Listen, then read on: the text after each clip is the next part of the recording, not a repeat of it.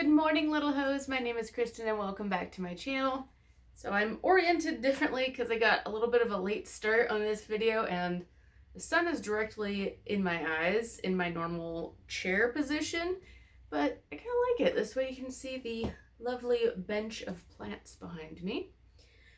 So today's video is another top 5. This is going to be my most awkward plants. There's always got to be that one awkward looking member of the family, and I've got a number of them, so I'm going to be showing you my top 5, but I've shown you this before. This is the plant that really just inspired this video.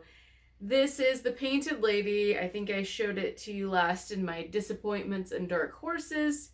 I mean, it's growing nicely. It's just awkward, and I mean, that growth pattern is just so top heavy and quite frankly fugly. The leaves are lovely, but the growth pattern on my specimen of Painted Lady just awkward. And I know I do need to stake it a little bit better, maybe get some air layering going to cut off this top portion, but I just wanted to show you the inspiration for this video.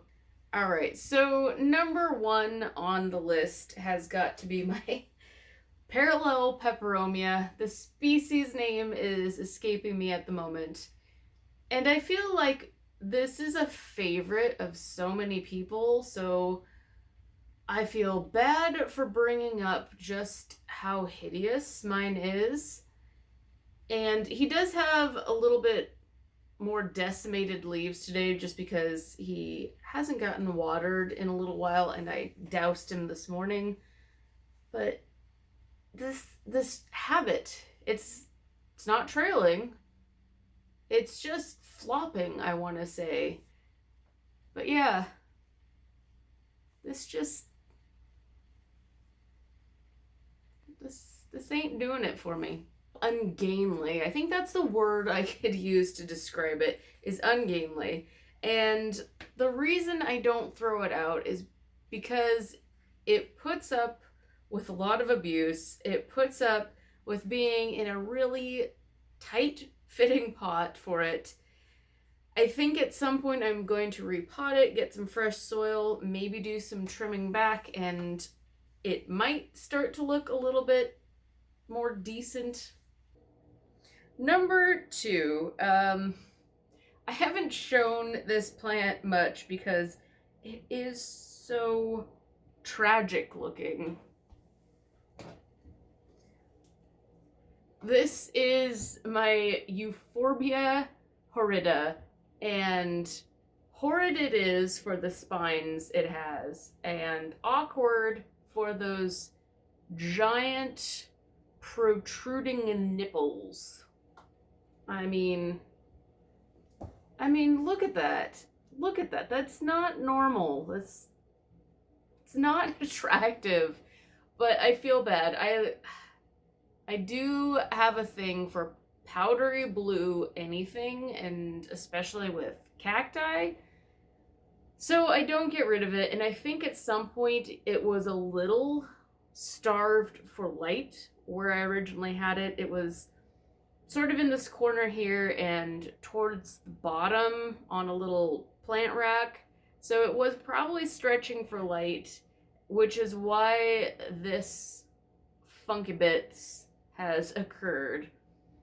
I have stuck it on the bottom shelf of this plant bench, and you guys will know I have some LED light panels there, so I'm hoping it doesn't continue to stretch too badly. But this is my fugly little dude that I still enjoy, just because it's not Instagram picture worthy doesn't mean I don't appreciate it or love it. Same goes with all these plants. Some more than others, though. Next one, and admittedly, I should have staked him a long time ago.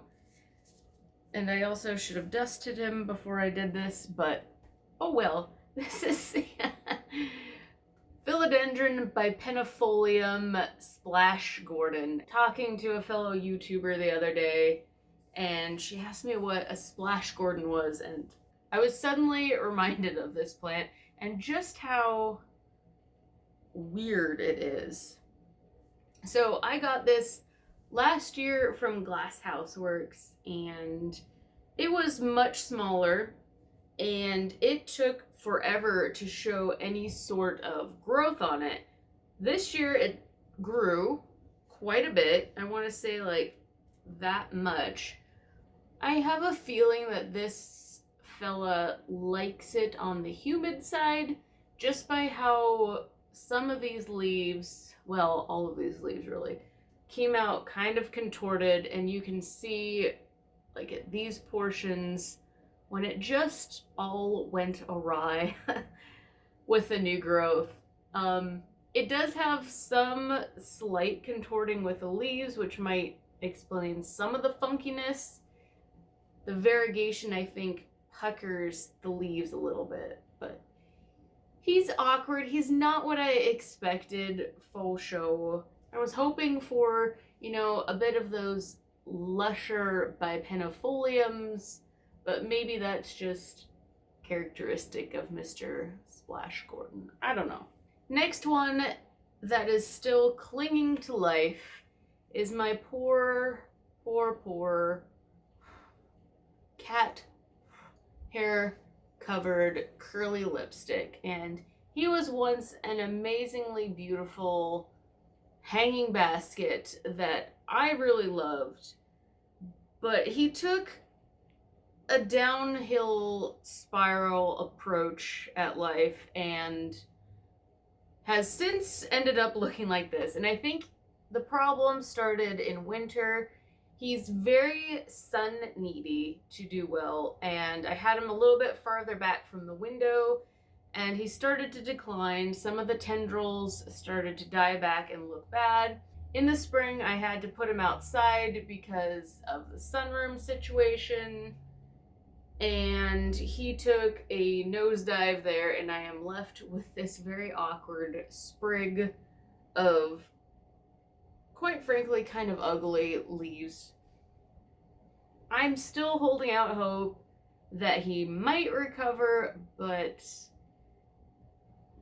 I don't know at this point. Lastly is this awkward fellow, my string of hearts or rosary vine. And I've had this guy for a very long time. I want to say it's probably been 4 or 5 years. He's trailed beautifully. It's got a lot of bottom growth, which is being held up by this cactus, but it's so naked up at the top. Like, the top foot of vine is almost barren, and there's nothing at the top. I will probably this next year do some cutting, propagating, and try and get that pot fuller. And this is pretty characteristic, I feel, of the Ceropegia woodii. He's the OG awkward plant. Anyway, guys, that will do it for today's video. I would love to know, what are your most awkward looking plants? Feel free to do a YouTube video if you are my YouTube peeps and have a channel of your own.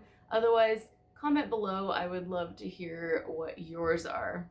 As always, stay safe, healthy, and sane, and I will talk to you soon. Goodbye.